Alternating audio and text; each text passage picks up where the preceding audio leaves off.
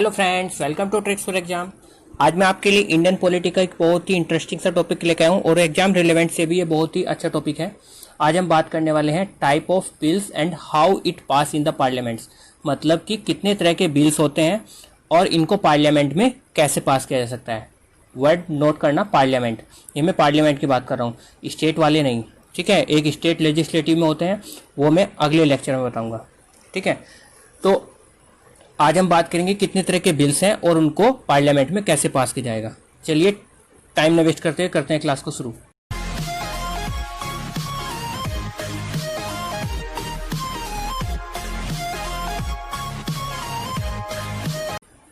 देखिए, type of bills के बारे में बात कर रहे थे हम। जो है 4 तरीके के बिल्स होते हैं।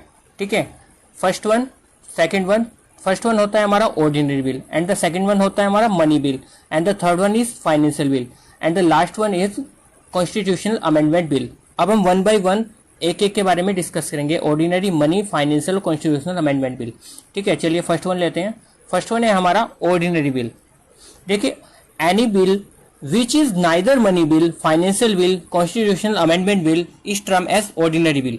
यानी कि वो बिल जो ना तो मनी बिल है, ना फाइनेंशियल बिल है, ना कॉन्स्टिट्यूशनल अमेंडमेंट बिल है, उसको आप ऑर्डिनरी बिल बोलोगे। जैसे कि मनी बिल होता है ना, तो मनी बिल में ओनली मनी से रिलेटेड सब्जेक्ट होते हैं, एंड जो फाइनेंशियल बिल होता है उसमें मनी से रिलेटेड के साथ साथ कुछ अदर सब्जेक्ट भी इंक्लूड होते हैं। और जो कॉन्स्टिट्यूशनल अमेंडमेंट बिल होता है, अगर हमें अपने कॉन्स्टिट्यूशन में कुछ अमेंड लाना है, कुछ चेंजेस लाने हैं, तो उसके लिए जो बिल लाया जाता है उसको बोला जाता है कॉन्स्टिट्यूशनल अमेंडमेंट बिल। ठीक है, और इन तीनों बिल से अलग किसी और सब्जेक्ट पे अगर कोई बिल लाया जाता है हमारी जो है पार्लियामेंट में, तो उसको बोलते हैं हम ऑर्डिनरी बिल। ठीक है, अब हम बात करेंगे कि इसका प्रोसीजर क्या है इस बिल को पार्लियामेंट में पास कराने का। Such bill can be introduce in either house of the parliament. मतलब कि ये जो ऑर्डिनरी बिल होता है ना, इसको आप जो है किसी भी हाउस में, या तो लोकसभा हो चाहे राज्यसभा, आप किसी भी हाउस में इसको इंट्रोड्यूस कर सकते हो। ठीक है, मतलब पार्लियामेंट के 2 हाउस होते हैं, लोकसभा और राज्यसभा। तो आप इस बिल को इंट्रोड्यूस का मतलब होता है सबसे पहले लाना। आप इसको सबसे पहले जो है लोकसभा से या फिर सबसे पहले राज्यसभा से किसी से पास करा सकते हो। उसके बाद ये नेक्स्ट जो है, अगर लोकसभा में इंट्रोड्यूस होता है तो जाएगा राज्यसभा में, और राज्यसभा में इंट्रोड्यूस होता है तो लोकसभा में जाएगा। नेक्स्ट पॉइंट है हमारा, except a bill under article 3 none of the ordinary bill need the prior recommendation of the president for its introduction in the parliament. मतलब कि आर्टिकल नंबर 3 में जो लिखा हुआ है उसके अलावा अगर किसी और सब्जेक्ट पर ऑर्डिनरी बिल आता है तो आप बिना प्रेसिडेंट की रिकमेंडेशन के इसको जो है इंट्रोड्यूस कर सकते हो पार्लियामेंट में। लेकिन अगर आर्टिकल 3 के अंडर जो सब्जेक्ट है उससे रिलेटेड अगर कोई बिल आता है, ठीक है, फिर आपको सबसे पहले प्रेसिडेंट की रिकमेंडेशन लेनी पड़ेगी, उसके बाद ही आप इसको किसी भी हाउस में जो है इंट्रोड्यूस कर सकते हो। अब बात करते हैं आर्टिकल 3 है क्या। एक्चुअली आर्टिकल 3 में जो है लिखा हुआ है कि confer the power on the parliament to form a new state और change the name, area and boundary of any state by law. इसका मतलब है कि अगर आप जो है कोई नया स्टेट बनाते हो या फिर स्टेट की बाउंड्री में चेंज करते हो या स्टेट का नाम चेंज करते हो, तो उससे रिलेटेड जितने भी सब्जेक्ट्स होते हैं वो अगर ऑर्डिनरी बिल में है तो उस ऑर्डिनरी बिल के लिए हमें सबसे पहले प्रेसिडेंट की रिकमेंडेशन की जरूरत पड़ेगी। ठीक है, चलिए नेक्स्ट पॉइंट की बात करते हैं। नेक्स्ट पॉइंट है, both the house enjoy equal legislative jurisdiction in regarding such a bill. मतलब कि इस बिल के रिगार्डिंग चाहे वो लोअर हाउस है चाहे वो अपर हाउस है, मतलब चाहे लोकसभा है चाहे राज्यसभा है, दोनों के पास इक्वल पावर होती है। इस लाइन का यही मतलब है। नेक्स्ट पॉइंट है हमारा, in the case of deadlock joint session can be convenient. मतलब कि अगर डेडलॉक की कंडीशन बनती है तो उस कंडीशन पे क्या होता है कि जॉइंट सेशन बुलाया जा सकता है। ठीक है, एक्चुअली डेडलॉक की कंडीशन क्या कब कब बनती है, किन केस पर क्या क्या केस होते हैं, वो मैं नेक्स्ट स्लाइड में आपको समझाऊंगा। अभी मैं बताता हूँ जॉइंट सेशन क्या होता है। जॉइंट सेशन होता है एक्चुअली जब डेडलॉक की कंडीशन बन जाती है उस टाइम पे क्या होता है, जॉइंट सेशन बुलाया जाता है। जॉइंट सेशन में लोकसभा और राज्यसभा दोनों मिलकर जो है इस बात का निर्णय करते हैं कि इस बिल को पास करना चाहिए नहीं करना चाहिए। ठीक है, इसको बोलते हैं जॉइंट सेशन। नेक्स्ट पॉइंट है, the bill has to pass by the simple majority. मतलब कि ये बिल जो है सिंपल मेजोरिटी से पास होता है। सिंपल मेजोरिटी का मतलब है प्रेजेंट एंड 50%, मतलब कि जितने बंदे प्रेजेंट हैं उनके 50% से ज्यादा भी जिसने वोटिंग कर दी, ठीक है, उसी का पक्ष जो है माना जाएगा। ठीक है, after that it goes to the president who can give the assent और कैन बी सस्पेंसिव और पॉकेट विटो, मतलब कि दोनों हाउसेस से पास होने के बाद ये बिल हमारा जाता है प्रेसिडेंट के पास, और प्रेसिडेंट इसको जो है या तो साइन करके भेज सकते हैं कि ये पास हो गया, अदरवाइज इसको जो है पॉकेट विटो को यूज करके अपने पास भी रख सकते हैं। अब हम बात करते हैं डेडलॉक की, कि डेडलॉक की क्या क्या कंडीशंस होती हैं। डेडलॉक की कंडीशन सबसे पहले ये हो सकती है कि one house pass the bill and the other house rejected, मतलब कि एक हाउस ने बिल को पास कर दिया और जब ये दूसरे हाउस के पास गया तो उसने रिजेक्ट कर दिया। मतलब जैसे मान लिया ये जो है हमने लोकसभा में इंट्रोड्यूस किया, लोकसभा में पास हो गया, तो लोकसभा के बाद गया राज्यसभा में, लेकिन राज्यसभा में इसको रिजेक्शन हो गया, तो उस कंडीशन में भी डेडलॉक बन सकता है। सेकंड कंडीशन बन सकती है if one house pass the bill and the other house also pass the bill but with amendment which is reject by the first house, मतलब कि सिंपल सा मतलब है कि जैसे लोकसभा में इंट्रोड्यूस हुआ, लोकसभा में पास हो गया, आफ्टर दैट राज्यसभा में गया, ठीक है, लेकिन राज्यसभा में जाने के बाद क्या हुआ कि राज्यसभा ने उसको पास तो कर दिया लेकिन उसमें कुछ चेंजेस करे, कुछ अमेंडमेंट करे, तो जो अमेंडमेंट करे तो उसके लिए उन अमेंडमेंट के लिए सहमति चाहिएगी ना लोकसभा की भी, तो इसलिए फिर दोबारा से इसको लोकसभा में पूछाया जाता है।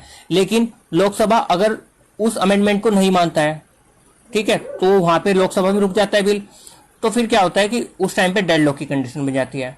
थर्ड कंडीशन कैसे बन सकती है, if more than 6 months lapse from the date of reception of the bill by the other house without the bill being pass by it, मतलब कि जैसे लोकसभा में पास हुआ लेकिन राज्यसभा ने क्या करा, बिल को 6 महीने तक अपने पास रखा, उसको पास ही नहीं किया, तो उस कंडीशन में मान लिया जाता है कि राज्यसभा ने जो है इस बिल को पसंद नहीं किया, ठीक है, तो उस कंडीशन पे भी डेडलॉक की कंडीशन बन जाती है। तो ये 3 तरह से डेडलॉक की कंडीशन बन सकती है, और तीनों डेडलॉक की कंडीशन में क्या होता है कि ज्वाइंट सेशन बुलाया जाता है, और ज्वाइंट सेशन जो है आर्टिकल 108 के 1, 108 का बी और सी, ए बी सी, 10 मतलब कि सीधा सीधा बोल सकते हैं आर्टिकल 108 के अकॉर्डिंग जो है ज्वाइंट सेशन बुलाया जाता है। देखिए नेक्स्ट बिल की बात करते हैं। नेक्स्ट बिल है हमारा money bill. A money bill is a bill which exclusively contain one or more subject matter mention in article 110, मतलब आर्टिकल 110 में जितने भी मैटर हैं उनसे रिलेटेड अगर कोई बिल आता है तो उसको बोलते हैं मनी बिल, ठीक है। अब बात करते हैं how money bill present and pass, मतलब मनी बिल को प्रेजेंट कैसे किया जाता है और पास कैसे किया जाता है। Such bill can be introduce only in Lok Sabha, मतलब कि मनी बिल केवल लोकसभा में ही इंट्रोड्यूस किया सकता है, जबकि मैंने आपको बताया था ऑर्डिनरी बिल लोकसभा हो चाहे राज्यसभा किसी में भी इंट्रोड्यूस कर सकते हो, लेकिन मनी बिल में बाउंडेशन है कि वो लोकसभा में ही इंट्रोड्यूस होगा, ठीक है, and with the prior recommendation of the president. जबकि पिछले बिल में बताया था, आपको याद होगा कि ऑर्डिनरी बिल में कोई रिकमेंडेशन की जरूरत नहीं है, बस आर्टिकल 3 के अकॉर्डिंग ना आया हुआ हो। नेक्स्ट पॉइंट है आफ्टर द बिल पास इन लोकसभा, लोकसभा में पास होने के बाद इट ट्रांसमिट टू राज्यसभा, मतलब लोकसभा में पास होने के बाद कहां किया जाता है ट्रांसमिट, राज्यसभा में, and the Rajya Sabha has to pass the bill within the 14 days of receive the Lok Sabha, मतलब कि लोकसभा ने पास करने के बाद जैसे राज्यसभा में भेजा तो राज्यसभा उसको 14 दिन के अंदर अगर उसको पास नहीं किया तो वो बिल ऑटोमेटिकली माना जाता है कि राज्यसभा ने पास कर दिया, मतलब कि राज्यसभा को 14 दिन का टाइम दिया जाता है, 14 days का, उसको पास करने के लिए, ठीक है। The Rajya Sabha can not amend the bill, मतलब राज्यसभा बिल में कोई अमेंड नहीं कर सकती, ठीक है, and it may suggest amendment but suggestion is not binding the Lok Sabha, मतलब सीधा सीधा ये लिखा हुआ है कि राज्यसभा जो है इसमें अमेंडमेंट तो कर नहीं सकती, लेकिन राज्यसभा सजेस्ट कर सकती है कि ये अमेंडमेंट कर दीजिए मनी बिल में, लेकिन लोकसभा के पास के ऊपर कोई बाउंडेशन नहीं होती है कि वो इस तरह के सजेशंस को माने, ठीक है। चलिए नेक्स्ट पॉइंट है the bill has been pass by simple majority, मतलब ये बिल भी सिंपल मेजोरिटी से ही पास होता है। सिंपल मेजोरिटी मैं आपको पहले बता चुका हूं क्या होती है, ठीक है। नेक्स्ट पॉइंट है the president can not send the bill for reconsideration of the parliament. मतलब कि इस बिल को, मतलब ये मनी बिल है ना, मनी बिल को जो है प्रेसिडेंट जो है इसको वापसी नहीं भेज सकता, मतलब रिकंसिडरेशन के लिए नहीं भेज सकता अगर चेंजेस वगैरह कुछ कराने हैं। देखिए प्रेसिडेंट या तो इसमें साइन करेगा या फिर प्रेसिडेंट क्या कर सकते हैं, प्रेसिडेंट इसको जो है पॉकेट वीटो का यूज करके अपने पास रख सकते हैं। नेक्स्ट बिल की बात करते हैं। नेक्स्ट बिल है हमारा फाइनेंशियल बिल। सबसे पहले बात करते हैं फाइनेंशियल बिल होता क्या है, ठीक है। एक्चुअली मैंने आपको बताया था कि फाइनेंशियल बिल होता है जिसमें कि मनी का मैटर भी होता है और नॉन मनी का मैटर भी होती है, क्योंकि मनी बिल तो होता है जिसमें केवल मनी की बात होती है, लेकिन जो फाइनेंशियल बिल होता है उसमें मनी मैटर भी होता है और नॉन मनी मैटर भी होते हैं, ठीक है। ये वाली लाइन बताने से पहले मैं आपको बता दूं कि फाइनेंशियल बिल जो है दो कैटेगरी के होते हैं, एक कैटेगरी ए और एक होता है कैटेगरी बी। जो कैटेगरी ए होता है उसमें मनी और नॉन मनी मैटर में जो मनी वाला मैटर होता है वो लिया जाता है आर्टिकल 110 के तहत, ठीक है, और दूसरे होते हैं नॉन मनी मैटर, ठीक है। और जो फाइनेंशियल बिल बी कैटेगरी का होता है उसमें जो मनी मैटर है वो आर्टिकल नंबर 110 में जो मेंशन नहीं है उन सब्जेक्ट्स का होता है, और एक नॉन मनी मैटर होता है उसमें, ठीक है। समझ गए, यहाँ पे लिखा हुआ है a bill which apart from containing one or more subject matter mention in article 110 also contain some non money matters. मैं आपको सिंपल लैंग्वेज में बता देता हूं कि फाइनेंशियल बिल में जो है नॉन मनी और मनी दोनों तरह के मैटर्स होते हैं, ठीक है। और अब बात करते हैं कि ये फाइनेंशियल बिल से रिलेटेड आर्टिकल कौन सा है। तो फाइनेंशियल बिल से रिलेटेड अगर आर्टिकल डायरेक्टली पूछा जाता है तो आर्टिकल डील करता है इससे रिलेटेड 117, ठीक है। चलिए अब बात करते हैं कि how financial bill present and pass. देखिए सबसे पहला पॉइंट है such a bill can be introduce only in Lok Sabha with the prior recommendation of president. Actually जो फाइनेंशियल बिल है और मनी बिल दोनों ही बिल ये है जो है सबसे पहले इंट्रोड्यूस लोकसभा में करने होंगे, ठीक है, और with the prior recommendation of president, मतलब कि पहले प्रेसिडेंट की रिकमेंडेशन लेनी पड़ेगी उसके बाद ये लोकसभा में इंट्रोड्यूस किया जा सकता है, ठीक है।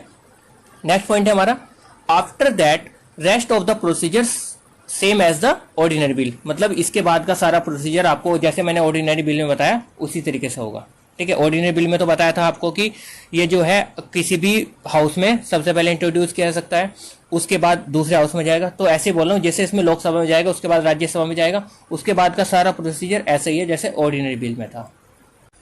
नेक्स्ट बिल की बात करते हैं। नेक्स्ट बिल है हमारा कॉन्स्टिट्यूशनल अमेंडमेंट बिल। ए बिल विच इंट्रोड्यूस अंडर आर्टिकल 368, मतलब वो बिल जो आर्टिकल 368 के अकॉर्डिंग इंट्रोड्यूस किया जाता है किस काम के लिए, कॉन्स्टिट्यूशन में अमेंड करने के लिए, उसको बोलते हैं कॉन्स्टिट्यूशनल अमेंडमेंट बिल, ठीक है। अब इसके प्रोसीजर की बात करते हैं। Such bill can be introduce in either house of the parliament. इस तरह का बिल जो है किसी भी पार्लियामेंट के किसी भी हाउस में इंट्रोड्यूस किया सकता है, मतलब जैसे कि ऑर्डिनरी बिल किसी भी हाउस में इंट्रोड्यूस किया सकता था, सच एज जो है ये कॉन्स्टिट्यूशनल अमेंडमेंट बिल भी आप किसी भी हाउस में इंट्रोड्यूस कर सकते हो, ठीक है। नेक्स्ट पॉइंट है the bill has to be pass by both the house of the parliament sitting separately by a majority of special majority. मतलब कि कॉन्स्टिट्यूशनल अमेंडमेंट बिल में जो है सिंपल मेजोरिटी से काम नहीं चलेगा, इसमें जो है स्पेशल मेजोरिटी की जरूरत पड़ेगी, ठीक है।